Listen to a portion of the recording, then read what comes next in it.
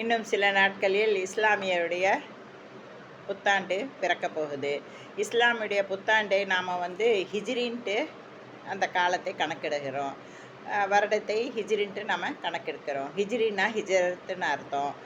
நமது கண்மணி நாயகம் ஸல்லல்லாஹு அலைஹி வஸல்லம் அவர்கள் ஏக இறை கொள்கையான அல்லாஹ் ஒருவனே, அவனே எல்லாவற்றிற்கும் மேலானவன் என்ற இறை கொள்கையை எல்லா மக்களிடம் பரப்புவதற்காகவும் அவர்களை நேர்வழிப்படுத்துவதற்காகவும் எல்லா உம்மத்துகளும் சொர்க்கம் செல்வதற்காகவும் தன் சொந்த மண்ணை விட்டு தன்னுடைய சொந்த பந்தங்களை விட்டு கல்லால் அடிபட்டு அவர் மக்கா மாநகரை விட்டு மதினாவுக்கு புலம்பெயர்ந்ததை தான் நம்ம ஹிஜ்ரத்துன்னு சொல்கிறோம்.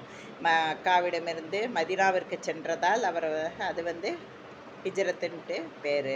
அந்த அல்லாவின் பொருத்தத்தை நாடி புலம்பெயர்ந்ததால் அந்த தியாகத்திற்காக நாம் இஸ்லாமியர்களாகிய நாம் நம்மளுடைய வருடத்தை ஹிஜ்ரின்ட்டு நாம் கணக்கில் வைக்கிறோம். அஸ்ஸலாமு அலைக்கும் வரஹ்மத்துல்லாஹி வபரகாத்துஹு.